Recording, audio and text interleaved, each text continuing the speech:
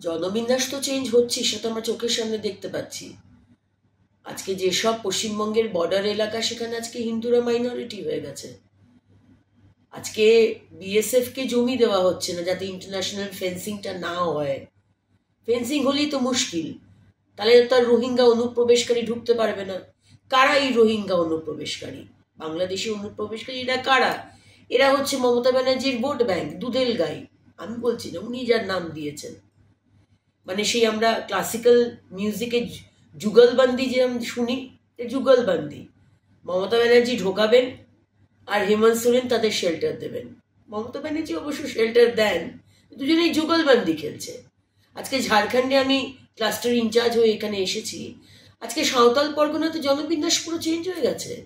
সেখানে আজকে এই রোহিঙ্গারা, এই অনুপ্রবেশকারীরা, তারা এসে আদিবাসী মেয়েদেরকে বিয়ে করছে, করে তাদের জমি নিয়ে নিচ্ছে এবং তারপর তাদেরকে ডিভোর্স দিয়ে দিচ্ছে, বাদ দিয়ে দিচ্ছে, তাদেরকে দেখাশোনা করছে না।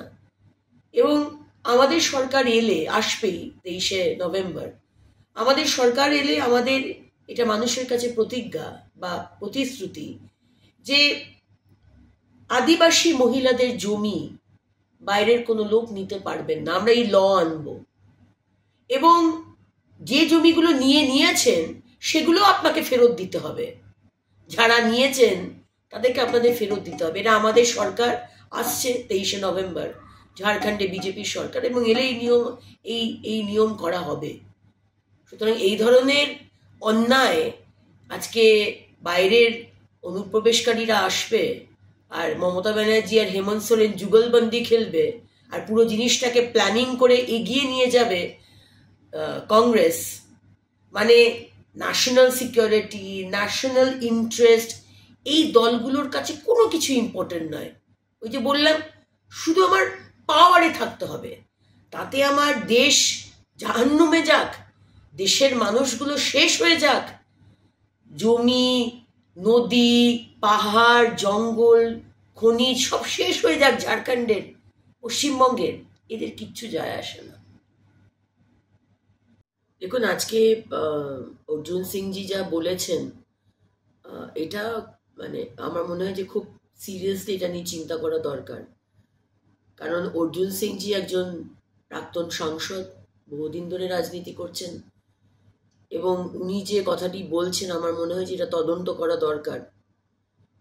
এবং আমরা দেখেছি যে আমাদের বিধানসভার মধ্যেও যেভাবে বিরোধী দলনেতার ওপর অ্যাটাক হয়, যেভাবে বিজেপির এমএলএদের ওপর অ্যাটাক হয় বা তাদেরকে অপদস্থ করা হয়, যেভাবে আমাদের সিকিউরিটিকে বিধানসভার ভেতরে ঢুকতে দেওয়া হয় না, সেইখানে আমার মনে হয় যে এই সরকার, মানে মমতা ব্যানার্জির দল টিএমসি, সরকারে থাকার জন্য যা কিছু করতে পারে।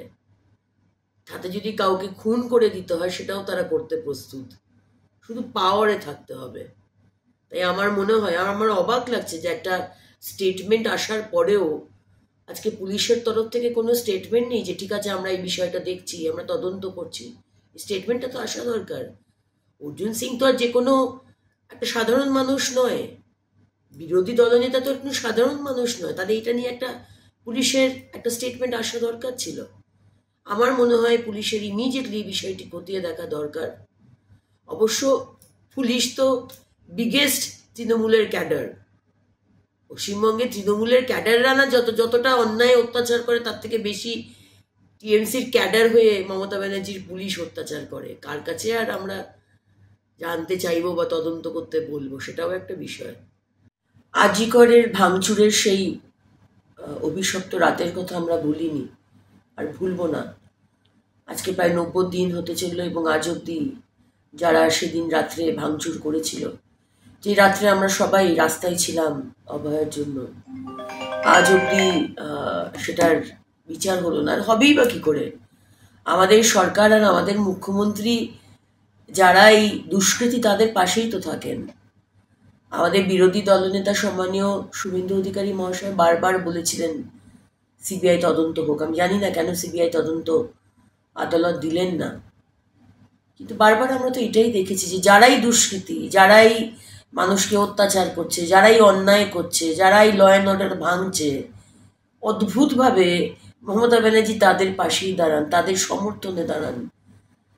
আর যারা ইনোসেন্ট, যাদের ওপর অত্যাচার হচ্ছে, যাদের ওপর ধর্ষণ হচ্ছে, এই মুখ্যমন্ত্রী এই মহিলাদের সিঁড়ি হিসেবে ব্যবহার করে মুখ্যমন্ত্রী হওয়ার আগে মুখ্যমন্ত্রী হয়েছিলেন, মুখ্যমন্ত্রী হওয়ার আগে সিঁড়ি হিসেবে ব্যবহার করেছিলেন। কিন্তু আজকে বাংলার মানুষের পাশেই মুখ্যমন্ত্রী নেই, দুষ্কৃতীদের পাশে।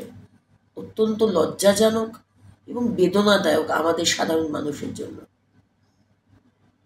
আমাদের ভিডিও ভালো লাগলে লাইক এবং শেয়ার করুন।